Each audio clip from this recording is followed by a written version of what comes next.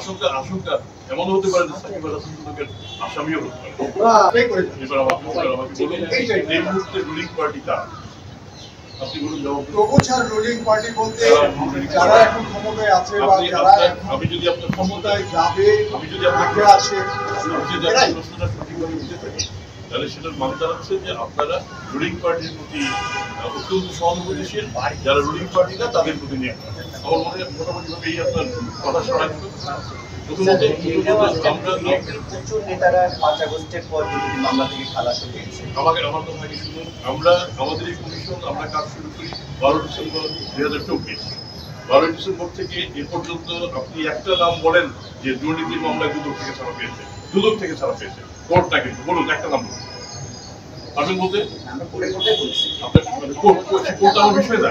আপনারা যেটা দেখবেন যে দুদক আপনি বিএনপি বলুন, আওয়ামী লীগ বলুন, জামাত ইসলাম বলুন, যে দলই হোক, আমরা দল নিরপেক্ষ ভাবে আমরা আমাদের কাজটা করে যাচ্ছি। আমাদের যদি সেরকম আপনার কাছে সুনির্দিষ্ট অভিযোগ থাকে যে 12 তারিখের পরে আমরা কোনো বিশেষ দলের প্রতি পক্ষপাতমূলক আচরণ করেছি, 12 ডিসেম্বর আমরা যদি আচরণ করি তাহলে আপনার এটা আমাদের নজরে যেহেতু আদালত থেকে ধারা পাচ্ছে দুদক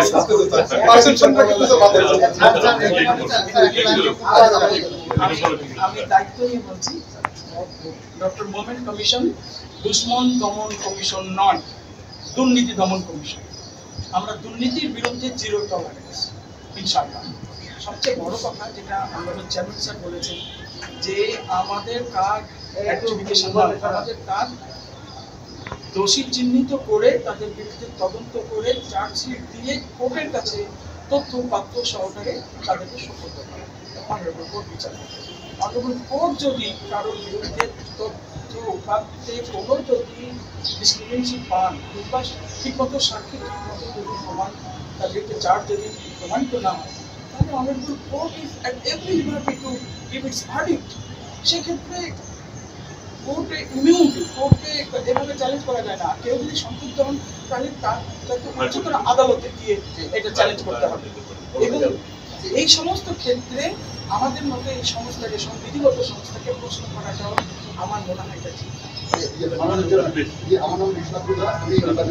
আমার কাছে সাবেক প্রধানমন্ত্রী শেখ হাসিনা কিংবা দুর্নীতিগ্রস্ত একজন সাধারণ জনগণের মধ্যে কোনো কথা নেই।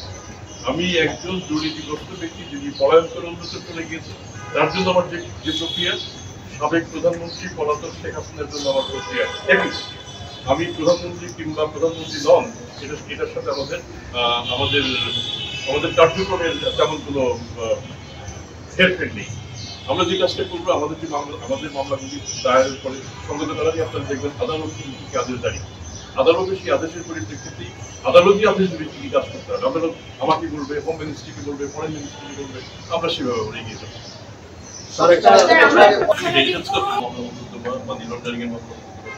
আপনাদের পরিচিতি আপনাদের তো আমার চেয়ে বেশি, অনেক বেশি।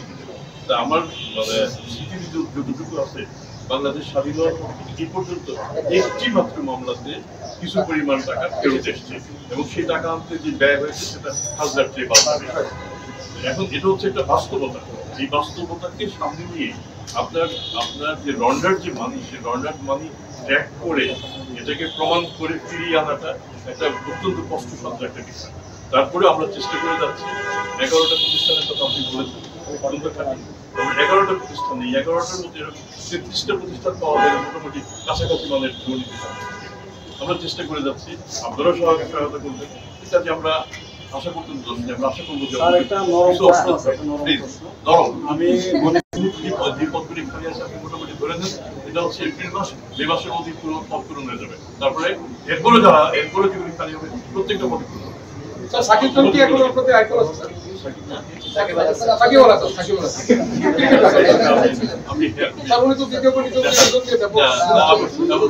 আমাদের আশঙ্কা এমন হতে পারে যে সাকিব আল হাসান দুদকের আসামিও হতে পারে।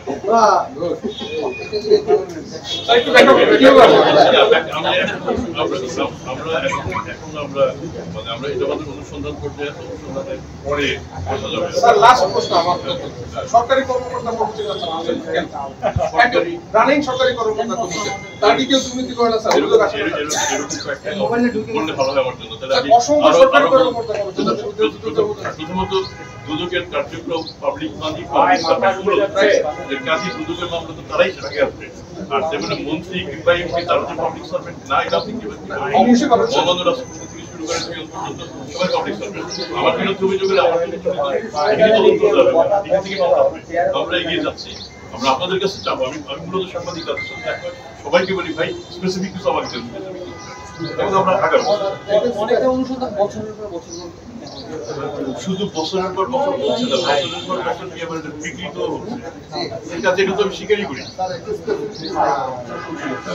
আপনারা ট্র্যাপ কেসে 2023 সালে একদম প্রথম মিলানা সহযোগিতা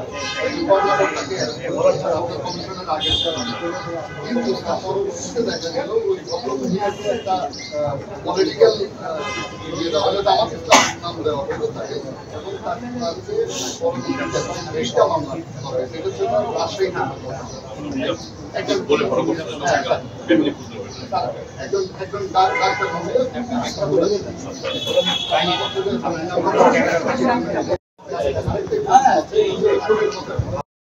এরকম করার পরে তাকে তার দুই পা কেটে ফেলা হয়েছে। তাকে তার আপনাদেরকে হেল্প করার কারণে যে বিশেষ জ্বর ছিল তাকে কিন্তু তার দুই পা কেটে ফেলা খুবই আলোচিত ছিল তখন। ভয়াবহ ঘটনা। এই যে বিষয়গুলো যে ঘটছে আচ্ছা আগে একটু আগে আপনারা এই বিষয়ে দুদককে হেল্প এই মুহূর্তে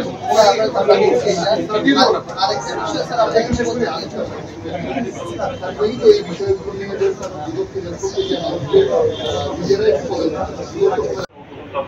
অস্বীকার করেন না, আমি বলি আমার যারা আইনজীবী তারাও বলছেন যে কোনো অভিযোগের তার কোনো সম্পৃক্ততা নেই। এটি হচ্ছে এক পক্ষের কথা, কিন্তু আরেক পক্ষে আমি যদি অভিযোগ করে থাকি আমার দায়িত্ব হচ্ছে এটা প্রমাণ করার যে তিনি অভিযোগ করেন। আমরা সম্পূর্ণভাবে ডকুমেন্ট আমাদের হাতে দিয়ে আমরা কাজটা করি। আপনি যে প্রসঙ্গটা করলেন সেটা আমরা বিবেচনা করি, তাহলে আরও একটা মামলা হতে পারে। আপনি টাকাটা হাতে না নিয়েই অত্যন্ত স্পষ্টভাবে অসৎভাবে আপনি টাকাটা স্পষ্ট করছেন, তাহলে এখানে কিন্তু দ্বিতীয় আরেকটা মামলা মামলাটা আমরা কিন্তু করি না। ধন্যবাদ। স্যার একটা প্রশ্ন স্যার, আমি তার উত্তরে বেশি নিতে চাচ্ছি স্যার। স্যার আপনার 5 আগস্টের পরে কি কোটা কতটুকু নিশ্চয়ই স্যার একটা বিষয়টা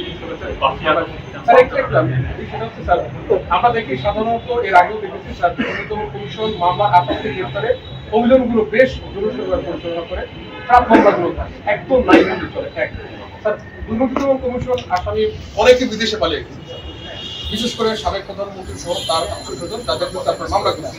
স্যার আমরা দেখেছি আপনি ডিস্ট্রিক্টে ছিলেন, সেখানেও প্রধান উপদেষ্টা নরেন্দ্র মোদীর কাছে সেখান থেকে ফেরত চেয়েছেন। স্যার আনুষ্ঠানিকভাবে আপনারা কি সেখানে ফেরত চান, যেহেতু আপনাদের মামলা কোনো ব্যবস্থা নিয়েছেন কেন? আপনি জানেন আমরা প্রসিকিউটর, আমরা কিন্তু অ্যারেস্ট করেন আমরা ইস্যু করি না, আদালত থেকে এটা পাই। আমাদের মামলাটা আপনারা পাবেন আদালত থেকে ওয়ারেন্ট অফ অ্যারেস্ট আপনি পাবেন। সেক্ষেত্রে যদি আমাদের আসামি অ্যাবসকন্ডিং হয়ে থাকে সেক্ষেত্রে সেই আসামি টানার জন্য আরও প্রক্রিয়া আছে, ইন্টারপোল আছে এবং অন্যান্য প্রশাসক প্রক্রিয়া সবগুলি আমরা অনুসরণ করবো। আন্তর্জাতিক প্রসিকিউটিং এজেন্সিগুলির সাথে আমাদের যোগাযোগ আমরা সেভাবে আগাবো। আর যেসব আসামি চলে গেছে আপনি দুদকের সীমাবদ্ধতার কথা চিন্তা করুন। দুদক কিন্তু স্বরাষ্ট্র মন্ত্রণালয় নয়, আমি যদি একসময় স্বরাষ্ট্র মন্ত্রণালয় ছিলাম, দুদকের হাতে কিন্তু আসামিকে ধরে রাখার সেহেতু আমাদের হাতে সেই ক্ষমতাটুকুও নেই।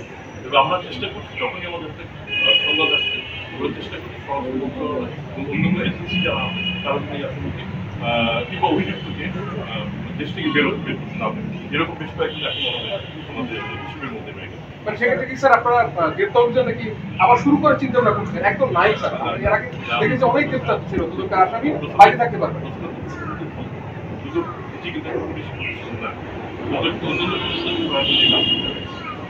এখন আমরা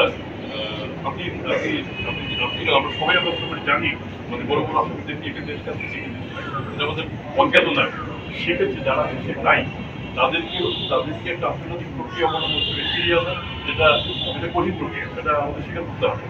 আর যারা দেশে আছেন তাদের প্রতি আমরা কতটা সদয় কিংবা কতটা নির্দয় কিংবা কতটা অবজেক্টিভ আপনারা সেটা বিবেচনা করবেন আমরা চেষ্টা করছি আমাদের ক্ষমতার মধ্যে যতটুকু সম্ভব আমরা তাদের আর আমার একটা